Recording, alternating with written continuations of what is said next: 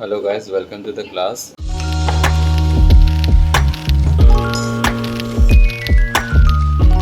और आज इस वीडियो में हम सीखने वाले हैं हेडिंग टैग्स, पैराग्राफ टैग्स और इमेज टैग्स के बारे में। ठीक है, सबसे पहले मैं आप लोगों को ये चीज़ समझा देता हूँ कि हेडिंग टैग्स और पैराग्राफ टैग्स होता क्या है। हेडिंग टैग्स और पैराग्राफ टैग्स को हम यूज़ करते हैं अपने वेबसाइट में कोई भी हेडिंग और सबटाइटल्स अगर हमें दिखाना हो, कोई भी आर्टिकल्स रिलेटेड चीज़ें अगर हमें दिखानी हो, तो हम क्या यूज़ करते हैं, a heading tags and paragraph tags. और इमेज टैग हम यूज़ करते हैं अपने वेबसाइट पे कोई भी इमेजेस वगैरह दिखाने के लिए। ठीक है, तो गाइस जैसा अभी मेरे स्क्रीन पे आप देख पा रहे हैं, हेडिंग टैग्स कितने टाइप के होते हैं पहले मैं आपको समझा देता हूँ। हेडिंग टैग्स होते हैं हमारे पास में 6 टाइप के। ठीक है, अब ये मेरा नोटपैड आप देख पा रहे होंगे। ठीक है, ये नोटपैड आप देख पा रहे होंगे। अभी मैं इसको थोड़ा सा जूम कर देता हूँ। ठीक है, देयर आर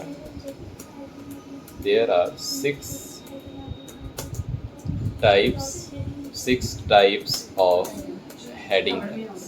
ठीक है, हेडिंग टैग्स। ठीक है, कितने टाइप के होते हैं हेडिंग टैग्स? 6 टाइप। ठीक है, पहला होता है H1। ठीक है, अब मैं इसको एक बार ABC इस तरीके से, सॉरी। ठीक है, अब मैं एक बार के लिए इसको एक बार पूरा लिख लेता हूँ, फिर मैं आपको दिखाता हूँ। एक बार टाइप कर लेता हूँ।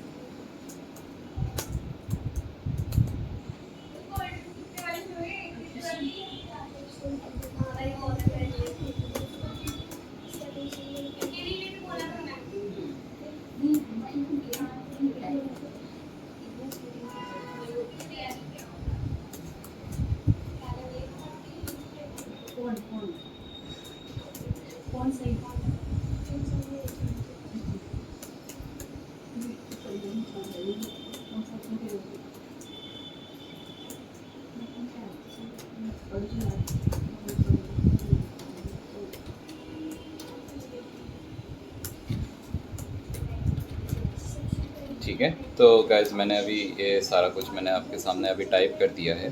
तो जैसे कि आप यहाँ पे देख पा रहे हैं, टोटल मैंने यहाँ पे लिख दिए H1, H2, ठीक है, H3, H4, H5 and H6। क्या मतलब है इनका? आपके पास में टोटल 6 टाइप के हेडिंग्स होते हैं। H1 जो होता है ये सबसे बड़ा साइज़ होता है हेडिंग टैग का, और जो H6 होता है सबसे छोटा साइज़ होता है हेडिंग टैग का। लेकिन इसमें फ़र्क ये है कि आप इसमें जो भी लिखोगे वो बिल्कुल डार्क एंड बोल्ड में दिखेगा। ठीक है, फिर इसके बाद में हम आते हैं पैराग्राफ टैग। ठीक है, दिस इज पैराग्राफ टैग। ठीक है, दिस इज पैराग्राफ टैग। और पैराग्राफ टैग कैसा दिखता है? P। ठीक है, और यहाँ पे हमने लिख दिया दिस इज पैराग्राफ। ठीक है, तो पैराग्राफ टैग के कोई टाइप्स नहीं होते, ये एक ही टाइप का होता है और आप इसको बस इसी तरीके से लिखते हैं। ठीक है, तो अब ये चीज़ क्या कहलाएगा? अपना पैराग्राफ एलिमेंट। और ये अपना क्या कहलाएगा? ये सब हेडिंग एलिमेंट्स। ठीक है, क्यों? क्योंकि हम अभी काउंट कर रहे हैं ओपनिंग टैग से लेके क्लोजिंग टैग तक। ठीक है, और जो भी हम इसके अंदर लिखेंगे, अभी मैं उसका आपको एक प्रैक्टिकल डेमो भी दिखाऊंगा जहाँ पे आपको पता चल जाएगा कि एक्चुअल में हेडिंग 1 टैग कैसा दिखता है, हेडिंग 2 कैसा दिखता है, पैराग्राफ टैग कैसा दिखता है। राइट, ठीक है, अब हम आते हैं VS कोड में दोबारा से। VS कोड में आ गए हम दोबारा। अब हम बॉडी के अंदर ये जितने भी टैग्स इसके बाद से मैं आपको सिखाऊंगा, ये सब कुछ आपके बॉडी टैग के अंदर लगेगा। ठीक है, क्योंकि बॉडी के अंदर हम क्या करते हैं? कंटेंट दिखाते हैं। ठीक है, कंटेंट दिखाते हैं। अब यहाँ पे देखो, यहाँ पे हमने क्या करा? यहाँ पे हमने क्या नाम है, सबसे पहले लिखा हमने H1। ठीक है, ABC। अब यहाँ पे मेरे डिस्प्ले में आप यहाँ पे देख पा रहे होंगे, ब्राउज़र में देखिए ABC लिख कर आ गया। ठीक है, ABC लिख कर आ गया। इसी तरीके से हम H2 लिख देंगे ABC, सॉरी। इसके बाद हम लिखेंगे H3 ABC, फिर हम लिखेंगे H4 ABC, फिर इसके बाद में हम H5 लिखेंगे ABC, और फिर इसके बाद हम लिखेंगे H6 ABC। ठीक है, अब एक चीज़ देखो, यहाँ पे क्या है? अपने पास में हेडिंग 1 ये आ गया, हेडिंग 2, हेडिंग 3। अब एक चीज़ देखो, इसमें लिखा तो सब डार्क एंड बोल्ड में, लेकिन इसमें एक फ़र्क आपको ये दिखेगा कि इनके साइजेस अलग अलग हैं। तो जो H1 है वो सबसे बड़ा होता है और H6 जो होता है, H6 जो होता है वो सबसे ज़्यादा छोटा होता है, ठीक है। अब एक चीज़ देखो, यहाँ पे ऐसा नहीं है कि हेडिंग 1 है तो आप सबसे पहले उसको लिख सकते हो, हेडिंग 2 को पहले नहीं लिख सकते, ऐसा कुछ भी नहीं। मैं आपको एक एग्जांपल दिखाता हूँ। अब ये जो H6 है, मैंने इसको यहाँ से कट किया, कट करके मैंने क्या करा, H2 या H1 के बाद में मैंने क्या कर दिया, पेस्ट कर दिया। तो यहाँ पे आउटपुट देखिए कुछ इस तरीके का आ रहा है, ठीक है। तो आउटपुट कुछ इस तरीके का आ रहा है। मैंने आपको H1 से लेके H6 तक मैंने इसीलिए लिखवाया है यहाँ पे, इसलिए मैंने टाइप किया है ताकि मैं आपको एक कंपेयर करवा सकूँ कि H1, H2, H3, H4, H5, H6 में डिफरेंस क्या है, ठीक है। आप इनमें, आपके पास वो चॉइस है कि आप इसमें कोई भी यूज़ कर सकते हो। अगर आपको ऐसा लगता है कि नहीं मुझे सबसे छोटा हेडिंग दिखाने, साइज़ भी ज़्यादा बड़ा ना हो, तब हम H6 का इस्तेमाल करेंगे। अगर हमें ऐसा लगता है कि H2 से अपना काम हो जाएगा क्योंकि H2 का साइज़ एक आइडियल साइज़ है, तो आप H2 का यूज़ कर सकते हो, ठीक है। अब मैं एक एग्जांपल भी यहाँ पे दिखाता हूँ। जैसे मैंने यहाँ पे लिख दिया H2, ठीक है। यहाँ पे मैंने लिख दिया दिस इज़ माई हेडिंग, ठीक है। यहाँ पे ये देखिए, यहाँ पे आगा आउटपुट ये रहा। अब इसको थोड़ी देर के लिए इग्नोर करना, ठीक है। This is my heading. अब मैं यहाँ पे इसके नीचे लिखता हूँ पैराग्राफ टैग, ठीक है। दिस इज़ माई पैराग्राफ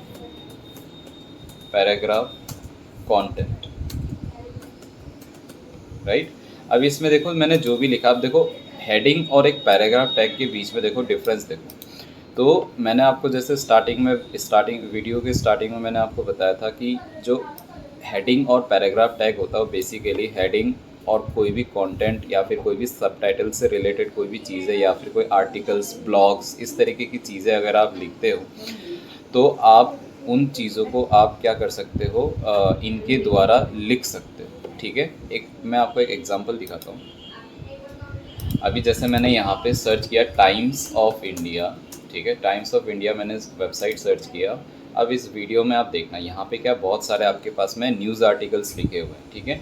अब मैंने यहाँ पे क्या लिखा, जैसे फॉर एग्जांपल मान लो मैं ये वाला जो न्यूज़ है, ये मैं क्या नाम है दिखाता हूँ, ठीक है। या फिर एक काम करते हैं, हाँ, जैसे अभी देखो यहाँ पे क्या लिखा हुआ है, आर्मी हेडिंग। तो देखो ये बिल्कुल डार्क एंड बोल्ड में दिख रहा है ना आपको, डार्क एंड बोल्ड में। अब मैं इसमें आपको इसका जो पार्ट है HTML का वो मैं आपको शो करता हूँ। आपको पता चल जाएगा कि हेडिंग टैग और पैराग्राफ टैग का इस्तेमाल कैसे किया जा रहा है।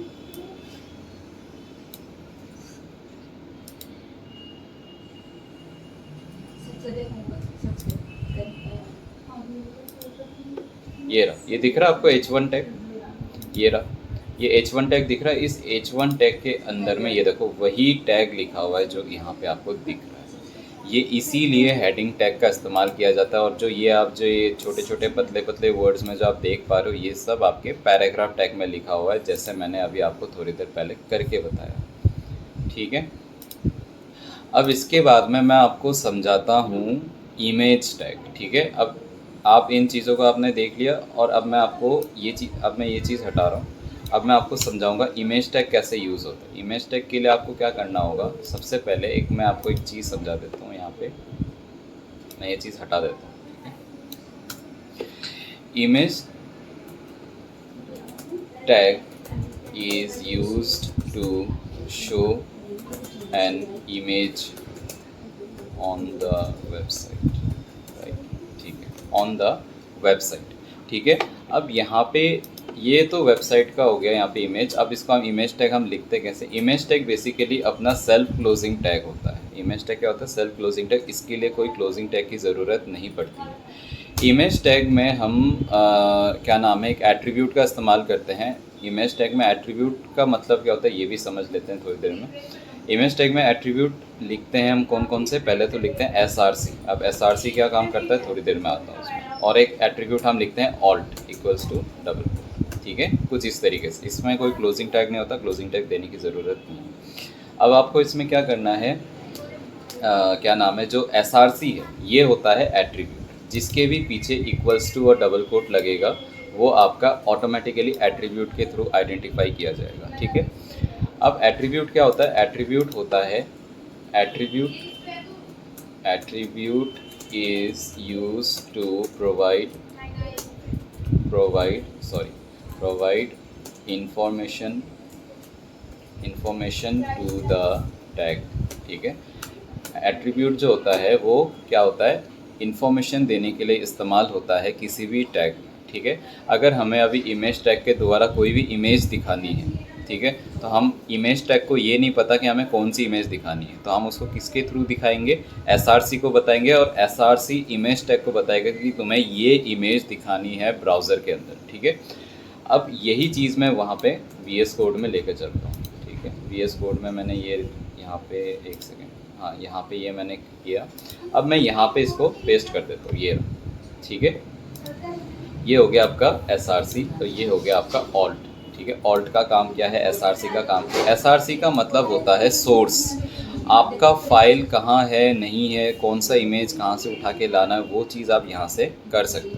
आपको क्या करना है, ये दिख रहा है आपको एक्सप्लोरर, ये एक्सप्लोरर पे आपको क्लिक करना है। क्लिक करने के बाद में आपको क्या करना है, एक इमेज नाम का एक फ़ोल्डर बनाना है, ठीक है, इमेज नाम का। तो आप क्या करोगे, यहाँ पे ये जो न्यू फोल्डर है इसमें क्लिक करोगे और यहाँ पे लिखोगे IMG, ठीक है, IMG लिख दो, कोई दिक्कत नहीं है फोल्डर का नाम, ठीक है। अब IMG लिखा। अब आपको क्या करना है, इसी फोल्डर के अंदर में आपको एक फ़ोटो सेव करना है, ठीक है। फ़ोटो सेव कैसे करेंगे, हम यहाँ पे अपने ब्राउज़र में जाएंगे, यहाँ पे सर्च कर लेंगे कोई भी इमेज, ठीक है, कोई भी इमेज एक सेव कर लेंगे। अब जैसे मान लो मुझे ये इमेज अच्छी लग रही है, एक सेकेंड, हाँ ये इमेज अभी अपने को अच्छी लग रही, तो हम क्या करेंगे, इसको सेव करेंगे। तो हम क्या करेंगे, राइट क्लिक करेंगे, राइट क्लिक करके सेव इमेजेस पे जाएंगे। सेव इमेजेस पे जाने के बाद में मेरा जो फोल्डर है, जो भी आपका फोल्डर रहेगा आप उस पर जाओगे, इस पर आप क्लिक करोगे। क्लिक करने के बाद में आपको उस फोल्डर के अंदर, जैसे ये देखो IMG नाम का जो आपने फोल्डर बनाया था, इस पर आपको ओपन कर लेना है और उस फाइल का नाम चेंज कर देना है। जैसे मान लो माई पिक, बस, और कुछ नहीं करना आपको इसको क्या कर देना है, सेव कर देना है, ठीक है। सेव करने के बाद में अब आपको इसको कॉल करना है। कॉल कैसे करोगे, आपको सबसे पहले यहाँ पे लिखना IMG, ये रहा, ठीक है, IMG आ गया। IMG आने के बाद में आपको ये यहाँ पे देखो mypic.jpg आ रहा है अपने आप। अब देखो जो पिक्चर मैंने अभी सेव किया था वो पिक्चर मेरे यहाँ पे आने लगी है, ठीक है। अब एक चीज़ ऐसा हो सकता है कभी आपके इसमें कि आप इमेज टैग में आप IMG या जो भी आपने फोल्डर का नाम दिया वो चीज़ यहाँ पे शो नहीं भी कर सकता है। तो आपको इंश्योर करना है कि आपका जो वो फोल्डर है वो इस एक्सप्लोरर पे ओपन हो। मैंने आपको, जब मैंने क्लासेस शुरू करी थी, मैंने उससे पहले ही मैंने आपको यहाँ पे ओपन फोल्डर में जाकर मैंने आपको फाइल को ऐड करना सिखाया था, राइट। तो ये ओपन फोल्डर में जाके उस फोल्डर को ओपन कर लेना, तभी ये चीज़ काम करेगी। जैसे अभी मेरे इसमें कर रहा था, ठीक है, ये वाला। जैसे अभी देखो मैंने यहाँ पे IMG लिखा, ठीक है, IMG mypic लिखा, तो यहाँ पे इमेज आ रही है। आपकी इसमें हो सकता है नहीं आए, तो आप इसको इंश्योर कैसे करोगे, एक्सप्लोरर पे क्लिक करोगे, देखना वही फाइल ओपन है या नहीं है, ठीक है। अगर वो फाइल ओपन नहीं है तो उसको ओपन करना, फिर ही ये IMG जो मैंने लिखते ही ये सजेशन देना शुरू कर दिया था वो चीज़ काम करेगा, अदरवाइज़ ये नहीं करेगा और आप परेशान होगे कि मैं तो सही सोर्स दे रहा हूँ बट ये आ ही नहीं रहा, ठीक है, इमेज शो ही नहीं कर रहा। तो ये वाली प्रॉब्लम आ सकती है। तो सबसे पहले आपको यहाँ पे ये वो जो 3 बार है इस पर क्लिक करके फाइल पे जाना है, ओपन फोल्डर करना है, फिर जाके आपको इमेज टैग जो भी आपको काम करना है वो आप कर सकते हो। अब एक चीज़ देखो यहाँ पर क्या है, जो अपना इमेज है वो शो होने लग गया, ठीक है। अब इमेज हमें पूरी तरीके से दिख नहीं रहा क्योंकि ये हद से ज़्यादा बड़ा है, बिल्कुल बॉडी के पार निकल गई है ना। अब इसको हम क्या करेंगे, यहाँ पे क्लिक करेंगे और यहाँ पे लिखेंगे विथ एट्रीब्यूट का काम क्या है, विथ एट्रीब्यूट का काम है उसकी चौड़ाई को कम कर देगा। तो मैं इसको लिख दूंगा 400 px। जैसे ही मैंने यहाँ पे 400 px लिखा तो देखो ये इमेज क्या होगी, छोटी होगी। अब ये देखो ये इमेज शो हो रहा है ना यहाँ पे। तो इस तरीके से आप यहाँ पे ये इमेज को शो करवा सकते हो। विथ एट्रीब्यूट का काम होता है साइज छोटा करना। SRC का काम सिर्फ इतना था कि फाइल लाकर इमेज टैग को दे देना, ठीक है। लेकिन जो आपका विथ एट्रीब्यूट है, ठीक है, विथ एट्रीब्यूट का काम ये होगा कि जो भी इमेज वो इमेज टैग के थ्रू दिखा रहा है उस इमेज को ये क्या कर देगा, छोटा या बड़ा जो भी आप। अब आपको SRC का काम समझ में आ गया, विथ का काम समझ में आ गया। अब आते हैं ऑल्ट एट्रीब्यूट। ऑल्ट एट्रीब्यूट का काम क्या होता है समझो। ऑल्ट एट्रीब्यूट का काम होता है जब इमेज काम नहीं करे, तब आपको पता रहना चाहिए कि इस जगह में हमने कौन सी इमेज लगाई थी। तो अब जैसे मान लो ये जैसे इमेज है, यहाँ पे मैंने कुछ इस तरीके से कुछ सीनरी टाइप का कुछ इमेज लगा रखा है मैंने, ठीक है। तो मैं ये यूज़ करूँगा, तो मैं यहाँ पे क्या लिखूँगा, beautiful beautiful night scenery images, ठीक है। मैंने कुछ भी एक रैंडम चीज़ें लिख दी, माइंड मत करना। अब यहाँ पे देखो मैंने जो ये टेक्स्ट लिखा ये कहीं भी शो नहीं हो रहा। क्यों नहीं हो रहा? क्योंकि यहाँ पे वो इमेज शो कर रहा है। ऑल्ट एट्रीब्यूट तब काम करता है जब आपका इमेज काम नहीं कर रहा हो। अब जैसे मान लो फॉर एग्जांपल मैंने ये माई पिक का जो सी है ये मैं हटा देता हूँ, तो इसको तो नाम नहीं मिलेगा। अब जैसे ही देखो यहाँ पे मैंने पिक्चर का जो नाम है वो मैंने ख़राब कर दिया, मतलब मैंने एक वर्ड हटा दिया जिसके वजह से उसको कन्फ्यूजन हो रहा है कि कौन सा फाइल है, उसको वो फाइल मिल नहीं रहा। तो ये ऑटोमेटिकली क्या करा इसने, वही ऑल्ट एट्रीब्यूट में जो मैंने टेक्स्ट लिखा था उस टेक्स्ट को उसने यहाँ पे लिख दिया, ठीक है। इससे आपको एक फ़ायदा ये मिलता है कि आपको ये पता चल जाता है कि आप कौन सा इमेज आप यूज़ कर रहे थे या कौन सा इमेज आपने यहाँ पे लगा रखा था, क्योंकि ऑब्वियसली बात है हमें याद नहीं रहता है कि हमने कौन सी जगह कौन सी इमेज लगाई थी। तो ये कहीं ना कहीं हमें हेल्प करता है। अब ऑल्ट एट्रीब्यूट के दो यूजेस होते हैं, एक डेवलपर के हिसाब से, एक डिजिटल मार्केटिंग के हिसाब से, ठीक है। डेवलपर्स इसको इसको इसीलिए यूज़ करते हैं ताकि उनको पता रहे कि इसकी जगह कौन सी इमेज थी, ठीक है। और डिजिटल मार्केटर इसको इसलिए यूज़ करते हैं ताकि वो अपने इमेजेस को एसईओ के हिसाब से रैंक करवा सके, क्योंकि वो जैसे आप गूगल पे कभी सर्च करते हो ना कोई भी इमेज से रिलेटेड, तो उसी से रिलेटेड सारे इमेजेस मिलने लग जाते हैं, ठीक है। फॉर एग्ज़ाम्पल यहाँ पे मान लो, यहाँ पे मैंने एक सर्च करा लोगो, यहाँ पे मैंने सर्च करा लोगो। अब मैं इमेज पे गया, अब यहाँ पे ये वाली इमेज ले लेता हूँ, ठीक है। ये वाली इमेज, इसमें मैंने राइट क्लिक किया, इंस्पेक्ट पे गया। इंस्पेक्ट पे जाने के बाद में देखना यहाँ पे इमेज टैग के अंदर में कहीं ना कहीं देखना लोगो कीवर्ड लिखा हुआ रहेगा ऑल्ट एट्रीब्यूट के अंदर। ये रहा, ये दिख रहा है आपको, ये रहा ऑल्ट एट्रीब्यूट लिखा हुआ दिख रहा है आपको। अब यहाँ पे देखो ये लोगो लिखा हुआ है, लोगो लिखा हुआ है, ठीक है। तो इसका मतलब क्या है कि ये जो डिजिटल मार्केटर्स, जो फील्ड के जो लोग होते हैं जो डिजिटल मार्केटिंग का काम करते हैं, वो ऑल्ट एट्रीब्यूट को उसको यूज़ करते हैं कीवर्ड्स लगाने के लिए, ताकि वो इमेज रैंक करे गूगल इमेज के अंदर, ठीक है। तो इसका दो यूजेस होता है, तो ये बहुत ज़्यादा इंपॉर्टेंट है। मैंने जो आपको ये SRC और जो मैंने आपको ये जो ऑल्ट बताई ये बहुत ज़्यादा इंपॉर्टेंट है। कभी भी आप इमेज टैग आप यूज़ करेंगे तो ऑल्ट और SRC कभी हटना नहीं चाहिए, ये दोनों बहुत ही ज़्यादा इंपॉर्टेंट है। विद एट्रीब्यूट आप तब यूज़ करोगे जब आपको ऐसे नीड होगी कि इमेज को हमें थोड़ा सा छोटा दिखाना है या बड़ा दिखाना है। आप हाइट भी यूज़ कर सकते हो, बट हाइट मैं रेकमेंड करता नहीं हूँ, क्योंकि उससे इमेज का जो शेप है वो कहीं ना कहीं ख़राब हो जाता है। अब देखो जैसे ही मैंने इमेज को सही करा तो देखो वो टेक्स्ट जो है वो हट चुका है, ठीक है। वो जो टेक्स्ट है वो हट चुका है। तो इस तरीके से हम लोग क्या करते हैं, इन 3 टैग्स, ये जो हेडिंग टैग, पैराग्राफ टैग और जो मैंने इमेज टैग का जो मैंने अभी आपको एक लाइव एग्जांपल, एक प्रैक्टिकली यूज़ करके मैंने आपको बताने की कोशिश की है। तो ये चीज़ ऐसे यूज़ होता है। अब मैं आपको यहाँ पे एक एग्जांपल के लिए मैं यहाँ पे लिखता हूँ हेडिंग 1, ठीक है। हेडिंग 1 लिखा, यहाँ पे मैंने लिख दिया this is an amazing place to be in, ठीक है। अब यहाँ देखो सबसे ऊपर क्या आ रहा है, this is an amazing place to be in, इस तरीके से आ रहा है, ठीक है। अब एक और चीज़ देखो, यहाँ पे मैंने क्या लिखा, पैराग्राफ टैग, ठीक है। पैराग्राफ टैग में मैंने एक डमी टेक्स्ट लिख दिया, ये देखो। अब एक तरीके से ये क्या हो गया, आपके आर्टिकल की तरह दिखने लग गया आपको, ठीक है। तो इसी तरीके से आपको क्या करना है, इन चीज़ों का इस्तेमाल करना है। और मैं एक और चीज़ ये भी बोलूँगा, क्या नाम है कि आप जो अभी मैंने आपको करवाया है, पहले इस वीडियो को ध्यान से देखना एक एक चीज़, फिर उसके बाद उसको समझना, उसको एक बार तो देख के करने की कोशिश करना, फिर कोशिश ये करना कि खुद के तौर तरीके से उसको यूज़ करना, ठीक है। उसको अपने हिसाब से फ़ाइल का नाम चेंज करके अलग अलग फ़ोल्डर्स के अंदर डाल के फिर उसको कॉल करने की कोशिश करना। इससे क्या होगा, आपके कॉन्सेप्ट्स और क्लियर होंगे। और अगर आपको कोई भी डाउट्स होता है तो इस वीडियो के कमेंट सेक्शन में आप ज़रूर उस प्रॉब्लम्स को बताइएगा, तो मैं अगले वीडियो में उस प्रॉब्लम्स को भी मैं रेक्टिफाई करने की कोशिश करूँगा, ठीक है। आज के लिए खैर इतना ही। हम आगे जो नए वीडियोस में हम और भी जितने भी टैग्स है HTML में जो इम्पोर्टेंस है उनके बारे में डिस्कशन करेंगे। धीरे धीरे अपना जो वीडियो है वो बेसिक टू एडवांस की तरफ जाएगा, ठीक है।